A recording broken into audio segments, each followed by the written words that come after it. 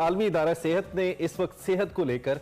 खतरे की घंटी बजा दी है और ये कहा है कि पाकिस्तान का शुमार मुज़र सेहत चिकनाई इस्तेमाल करने वाले ममालिक में इस वक्त सरे फहरिस्त है। WHO की एक रिपोर्ट के मुताबिक पाकिस्तान का शुमार उन 9 ममालिक में शामिल है। उन 9 ममालिक में ये शुमार होता है जहां मुज़र सेहत चिकनाई की वजह से जो दिल की बीमारियां हैं इसमें अमवात की शरह सबसे ज्यादा है। इसके तदारुक के लिए बेहतरीन पॉलिसी पर अमल नहीं हो रहा और 16 ममालिक में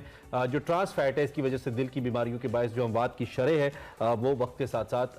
जो शरह है वो बढ़ रही है। बिल्कुल, और इनमें से 9 ऐसे हैं जहां बेहतरीन पॉलिसीज पर अमल नहीं हो रहा है। ममालिक में ऑस्ट्रेलिया, अजरबैजान, भूटान, इक्वाड, मिस्र, ईरान, नेपाल, पाकिस्तान और जनूबी कोरिया शामिल है। आलमी इदारा सेहत ने डब्बों में जो बंद खुराक है, बेकरी की अशिया है और पकाने के तेल और जो कि मार्जरीन हम इस्तेमाल करते हैं उसमें अमूमी तौर पर पाए जाने वाले एक मसनूई जहरीले केमिकल को मुकम्मल तौर पर तर्क करने का मुतालबा किया और कहा है कि ट्रांस फैट नामी ये केमिकल हर साल 5 लाख अफराद की कब्र अमवात की वजह बनता है। और आलमी इदारा सेहत ने 2018 में एक अपील जारी की थी कि 2023 तक दुनिया भर में ग़िज़ाई अजनास में से जो सनती तौर पर तैयार करदा फैटी एसिड्स हैं उनको ख़त्म किया जाए, जबकि WHO का भी कहना है कि खुराक से आलमी सतह पर ट्रांस फैट के खात्मे से 2040 तक दिल की बीमारियों से होने वाली 17 लाख अमवात को रोका जा सकता है। सो ये तो हमने ओवरऑल आपके साथ कुछ स्टैटिस्टिक्स शेयर किए, लेकिन हमारी जो आम रूटीन में लाइफस्टाइल में जो ये मुज़र सेहत खाना है, जो चिकनाई है जिसका हम बहुत ज़्यादा इस्तेमाल करते हैं और बहुत शौक से खाते हैं, ऐसे खाने अंदर चिकनाई का एलिमेंट बहुत ज़्यादा, उस पर बात करते हैं। डॉक्टर अरीज हारून हमारे साथ मौजूद हैं, माहिर ग़िज़ाइयत, इनको हम खुशामदीद कहते हैं। Thank you very much doctor Areej, बहुत शुक्रिया कि आपने हमें ज्वाइन किया। डॉक्टर अरीज, बड़ी अलार्मिंग सूरत हाल है और अनफॉर्चुनेटली वक्त के साथ साथ पाकिस्तानी अवाम के अंदर भी और हम ओवरऑल दुनिया भर में भी बात करें, सेहत रिलेटेड बातों के हवाले से अवेयरनेस तो आ रही है लेकिन इन पर इम्प्लीमेंट नहीं होता है। और हम जिन चिकनाई वाले खानों की बात करें वो तो हमारी रोजमर्रा जिंदगी का एक प्रॉपर हिस्सा है जिनको हम बहुत ज्यादा इस्तेमाल करते हैं। अच्छा, बहुत मैं कहती हूँ टॉपिक भी ऐसा है कि डिस्कशन इसके ऊपर जितनी की जाए ना, क्योंकि सेहत से रिलेटेड है और फिर कार्डियोवैस्कुलर डिजीज इतने ज़्यादा कॉमन हो गए हैं और यंग एज में जो हम लोग सोचते नहीं थे कि 30s में, अर्ली 30s में हमारे पास पेशेंट्स आ रहे हैं जिनके लिपिड प्रोफाइल जो इतने ज़्यादा डिरेंज्ड होती हैं, कोलेस्ट्रॉल, ट्राइग्लिसराइड्स, LDL सब कुछ डिरेंज्ड आ रहा होता है। इवन ट्रांस फैट की तो बात करते हैं, ट्रांस फैट का हम क्योंकि टेस्ट नहीं कराते, बट क्योंकि ये ऐसी चीज़ है जो हर फूड में जो हम लोग प्रिजर्वेटिव्स वाले फूड्स खाते हैं उसके अंदर एडेड होता है, तो आप इसको कट डाउन करना बहुत मुश्किल है। और हमारी वाकई में क्योंकि हम लोग इम्प्लीमेंट इसलिए नहीं कर सकते कि हमें जो है ना ज़बान बड़ी प्यारी है अपनी, हमें वो टेस्ट चाहिए होता है, हमें वो चीज़ें अट्रैक्ट करती हैं जिनमें फ्लेवर बहुत ज़्यादा होता है, तो वो हमें चीज़ें बहुत अट्रैक्ट करती हैं, तो इसलिए इम्प्लीमेंट नहीं हो सकता। हालांकि अवेयरनेस अभी बहुत ज़्यादा हो गई है, लेकिन जितनी अवेयरनेस होती जा रही है उतने ही हम लोग देख रहे हैं कि पेशेंट का जो है ना वो भी रेशो बढ़ता जा रहा है। मेरे ख्याल से बहुत इंपॉर्टेंट ये चीज़ है कि हम अपनी डाइट पे फोकस करें, ना सिर्फ ये कि फैट चिकनाई की बात नहीं करनी चाहिए, हमें बहुत सारी चीज़ें अपनी डाइट में से चेंज करनी पड़ेंगी, तब कहीं जाके बेहतरी आएगी। लेकिन इसका कोई महकमा सेहत ने इसका कोई ऑल्टरनेटिव भी क्या दिया है, या आप बीइंग हेल्थ प्रोफेशनल इसका कोई ऑल्टरनेटिव भी सजेस्ट कर सकती हैं? क्योंकि अब जैसे उन्होंने तेल का जिक्र किया या डब्बों में बंद खुराक का जिक्र किया, अब डब्बों में बंद खुराक में यकीनी तौर पे वो खुराक भी आ जाती है जो हम स्पाइस वगैरह, मसाले वगैरह जो इस्तेमाल करते हैं, बिलीव वो भी इसमें आ जाते हैं, फिर उसमें भी कहीं ना कहीं किसी चीज़ में कोई फ्राइड का अंसर आ ही जाता है, तो फिर इसका ऑल्टरनेटिव क्या है? देखो, ऑल्टरनेटिव तो पहले तो ये कि हम लोग देखिए हम ये क्यों कर रहे हैं, हम ज्यादातर आजकल फ्रोजन जो चीजों पे चले गए हैं ना, कि फ्रोजन आइटम्स आते हैं, जैसे बच्चों के नगेट्स हैं या इवन फ्रेंच फ्राइज हमें फ्रोजन मिल जाते हैं, सब्जियां मिल जाती हैं, इनके अंदर जितनी ये चीजें हैं इनके अंदर ट्रांस फैट एडेड होता है, ठीक है। उसके अलावा जो हम बेकरी में चीजें यूज करते हैं, स्पेशली बेकरी का जो ऑयल होता है या बटर यूज किया जाता है, उसके अंदर वो चीज़ें ऐड होती हैं, ट्रांस फैट उसके अंदर। ट्रांस फैट क्या है? एक फैट का वो है जिसके अंदर हम एक्स्ट्रा मॉलिक्यूल या उसके हाइड्रोजनेशन का प्रोसेस डिफरेंट होता है, तो वो चीज़ें जो हमारी बॉडी प्रोसेस नहीं करती, उसको ब्रेक डाउन नहीं करती, वो एलिमिनेट नहीं होता हमारी बॉडी से, वो कन्वर्ट हो जाता है उन सारी चीज़ों में जो रेडिकल्स बनाते हैं, जो तोड़ फोड़ करते हैं, आपकी बॉडी में इन्फ्लेमेशन करते हैं, और वही चीज़ें रिस्क बनती है कार्डियोवैस्कुलर डिजीज की। इसके अलावा भी जो क्योंकि LDL भी बहुत ज़्यादा हम लोग जो जितना भी फैट ऑयल यूज़ करते हैं उसमें LDL आ जाता है। ऑयल्स की जहाँ तक बात की जाए तो ऑयल्स हमें वो यूज़ करने चाहिए जो लिमिट बिल्कुल मिनिमम प्रोसेस हो, जैसे हम कहते हैं कि एक्स्ट्रा वर्जिन ऑयल्स आप यूज़ करें सैलेड्स में, वो यूज़ कर लें।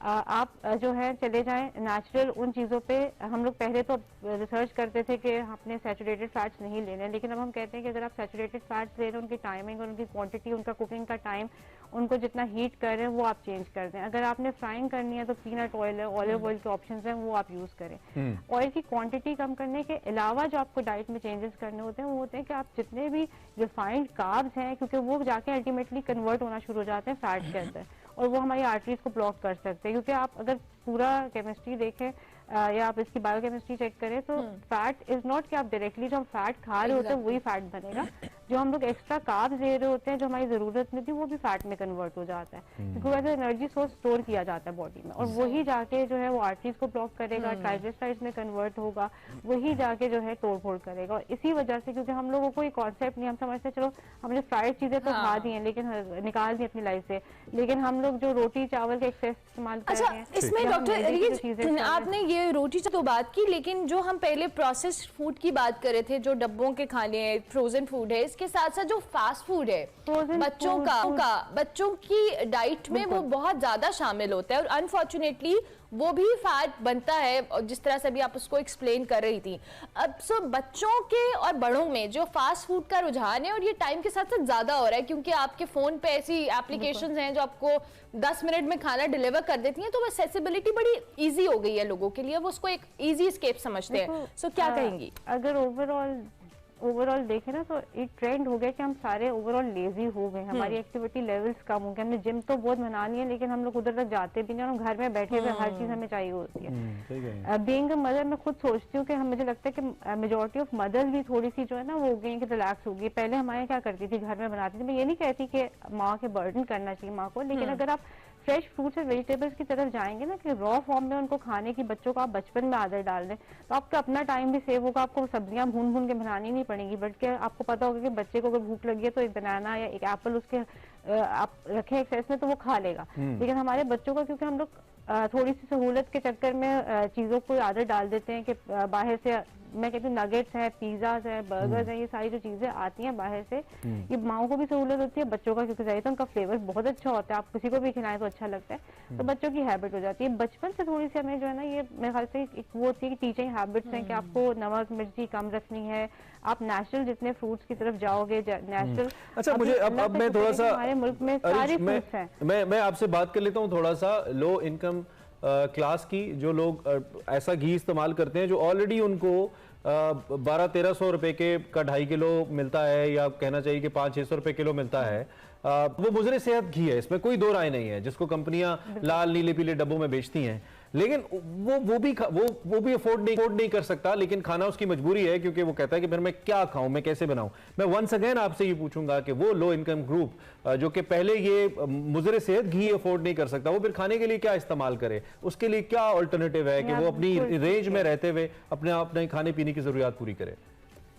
देखिए, खाने पीने की अगर आपको मैं कहती हूँ, जब हम बात करते हैं ना, तो लाइफस्टाइल कभी किसी का 360 एकदम से चेंज होता नहीं है। हमारे यहाँ जितना चीज़ों को लोगों को एक्सेस है वो वही यूज़ करेंगे, और बेसिक जो आप जिस तरह की कर रहे हो उनका तो वो लोग तो शायद ये हम लोग तो पिज़्ज़ा बर्गर की बात करें, वो ये लोग चीज़ें खाते भी नहीं है, वो खाते ही बेसिक खाना है बिल्कुल, जो रोटी है, चावल है, दाल है, ये उसमें वो वही ऑयल यूज़ करते हैं। एक्टिविटी लेवल आप बढ़ा सकते हैं। हम लोग ये कर सकते हैं कि जिसके पास जितनी रिसोर्सेज हों वो उतनी सब्जियां और फ्रूट का इस्तेमाल करें। सब्जी में हमारे कंपेरेटिवली सस्ती भी पड़ती है, तो आप अगर वो ऑयल यूज भी करें उसको रीयूज ना किया जाए। अगर आप जैसे कोई भी है, मैं कहती हूँ लोअर इनकम वाला है, हायर इनकम वाला, अगर ऑयल को रीयूज नहीं करते, क्वांटिटी उसकी कम रखते हैं ना, एटलीस्ट हमारी बॉडी उसको यूटिलाइज कर लेते हैं, उसको टाइम मिल जाता है, ड्यूरेशन। अगर हम बहुत एक्सेस में नहीं खाते, जो हम लोग एक्सेस यूज करना शुरू कर देते हैं ना किसी चीज का, चाहे वो नमक हो या चीनी हो या तेल हो, तब गड़बड़ आती है। अच्छा, तब हमारी जो पाकिस्तानी या इंडियन खाने हैं, वैसे इसमें मैं हैरान हो रहा था जब मैं ममालिक पढ़ रहा हूँ तो इसमें इंडिया नहीं है, I mean they eat a lot of चिकनाई वाले खाने, और उनमें कोई खास फर्क उसकी एक रीजन है, उसकी एक रीजन है, मेजॉरिटी वहाँ पे वेजिटेरियन लोग होते हैं। हाँ, may be that's the point. Yes yes, thank you for the correction. अच्छा, मुझे ये भी बताइए कि ये जो आपने कहा कि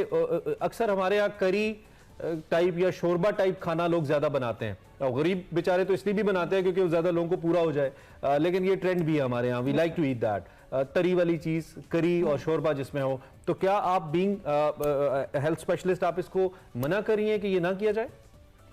मैं मना नहीं कर रही, मैं कह रही हूँ ऑयल की क्वांटिटी आप कम रखें, मसालों की क्वांटिटी कम रखें, नमक की क्वांटिटी कम रखें। अगर आप वो कम रखेंगे तो आपको कोई चीज़ हार्म नहीं करेगी। अब देखें वही बात आ जाती है, अगर हम के लाइफस्टाइल चेंजेस में तो अगर मैं किसी